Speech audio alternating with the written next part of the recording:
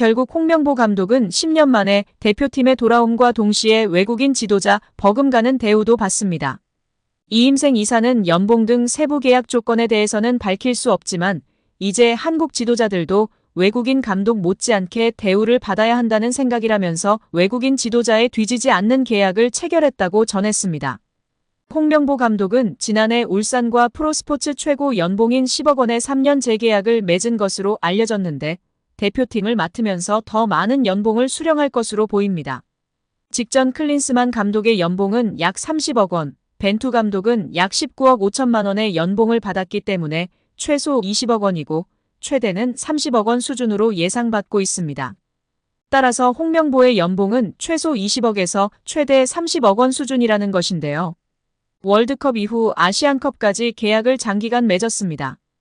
다만 월드컵 종료 후 중간평가를 갖기로 되어 있으나 경질 한들 남은 계약 기간 보존 금액하면 최소 30억 원이겠고 홍명보뿐 아니라 외국인 코치 2명도 생각하면 60억 원 이상이 나가겠네요. 정말 최악인 것 같습니다.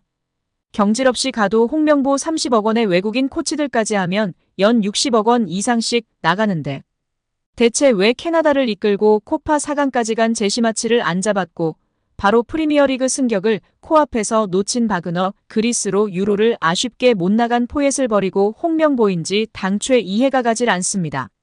정말 최악입니다. 축협. 반드시 책임을 져야 할 것입니다. 지금 당장 말입니다. 2005년 8월 22일 홍명보 당시 대한축구협회 이사는 파주 국가대표 트레이닝 센터에서 시작된 KFA 2급 지도자 강습회에 참가했습니다. 홍명보는 지도자 자격증이 없는 상태였는데요. 지도자를 할 생각이었다면 상급 지도자 자격증부터 따야 했습니다. 상급 지도자 자격증을 따면 유소년이나 초등학교 축구교실에서 지도자 생활을 할 수 있었습니다. 2급 지도자 자격증을 따려면 상급을 따고 2년이 지나야 했습니다. 하지만 홍명보에겐 예외 조항이 적용됐습니다.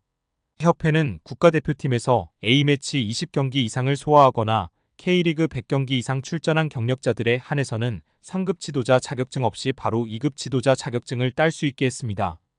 2005년 9월 26일 협회는 딕 아드보카트 한국 축구 대표팀 신인 감독을 보좌할 코치 중 한 명으로 홍명보를 택했습니다. 지도자 자격증이라곤 전무했던 홍명보가 2급 지도자 자격증을 딴 지 3주 만이었습니다. 자격 논란이 불거졌습니다. 2급 지도자 자격증을 보유한 자는 중학교나 고등학교 팀만 지도할 수 있었는데요. 당시 KFA 규정에 따르면 대한축구협회 1급 지도자 자격증이나 아시아축구연맹 A급 지도자 자격증을 취득한 자만 대표팀 지도자로 일할 수 있었습니다.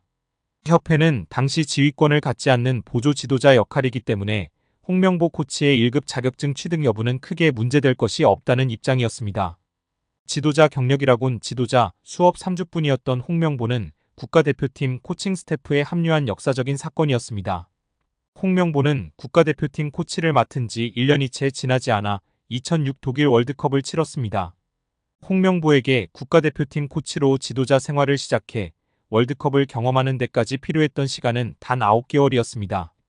누군가는 평생의 꿈이 될 수 있는 월드컵을 경험하는데 홍명보는 속성 자격증 취득부터 돈으로 살 수 없는 월드컵 코치 경험까지. 정말 대단합니다. 이후에도 홍명보는 탄탄대로였습니다. 홍명보는 2006 독일 월드컵 후에도 국가대표팀에 남았는데요. 홍명보는 국가대표팀 코치로 2007 아시아축구연맹 아시안컵, 2008 베이징 올림픽을 차례로 경험했습니다.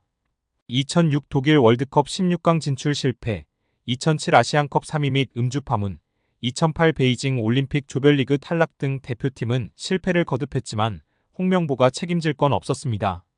홍명보는 2008 베이징 올림픽을 마친 후 감독 생활을 시작했습니다. 많은 축구 팬들이 알고 계신 것처럼 2010 광저우 아시안게임에서 한국은 한 수 아래로 평가받았던 UAE와의 준결승전에서 연장 접전 끝에 0대1로 졌습니다. 한국은 이 대회에서 3위에 머물며 홍명보의 경질이 예상되었습니다. 그러나 놀랍게도 홍명보는 경질되지 않았습니다. 아시안게임은 금메달이 아니면 의미가 없는 게 분명했고 지난 2002년 부산 아시안게임에서 3위를 한 박항서 감독이 경질되었던 사례가 있기에 명분은 차고도 넘쳤습니다. 그러나 협회는 홍명보를 경질하지 않았습니다. 심지어 2014년 브라질 월드컵에서는 본선 1승도 거두지 못하고 탈락했는데도 협회는 재신임을 발표했었습니다. 결국 여론의 반발이 점점 커지자 기자회견을 열어 자진 사퇴했었습니다. 이후 협회는 2017년 홍명보를 행정총괄 책임자인 전무이사로 내정했습니다. 당시 홍명보는 행정 경험이 전무했었습니다. 이렇게 협회와 홍명보는 아주 끈끈한 관계였으며 증명 없이도 임기를 보장받았었고 낙하산으로만 채용되었던 홍명보였습니다. 이번에도 프리패스로 채용된 것도 홍명보는 뭐 자연스러웠을 겁니다. 홍명보는 나를 버렸다.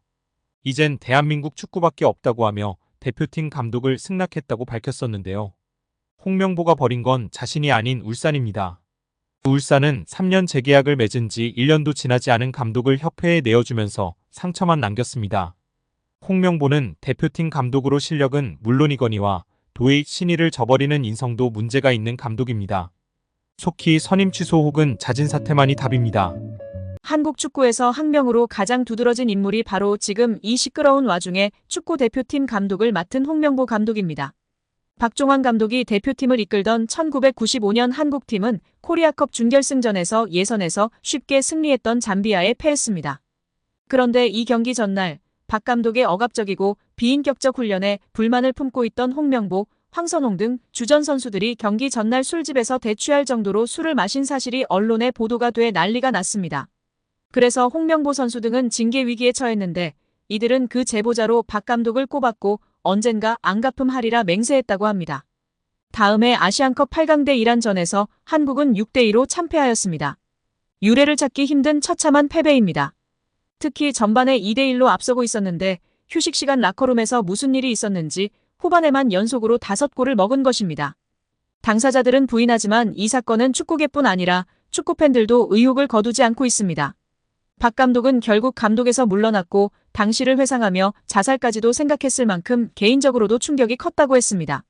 한국이 참패를 당하자 국내 언론들은 11회를 이끌고 있는 홍명보가 태업을 이끌었다. 박종환 감독을 끌어내리기 위해 선수들이 태업을 했다라는 등의 뒷말들이 나돌기는 했지만 끝내 참패 원인의 진실은 밝혀지지 않았습니다.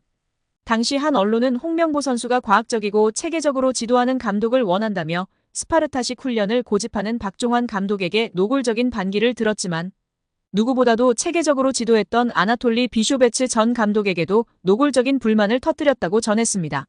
조중현 당시 KBS 해설위원조차 홍명보가 선수로서의 본분을 망각한 것 같다. 옛날에는 감독의 그림자도 밟지 않았는데 어쩌다 이 지경이 됐는지 모르겠다고 개탄했다고 합니다. 하석주 전 전남 감독은 최근 언론 매체 오센과의 인터뷰에서 11회는 그냥 봉사단체다.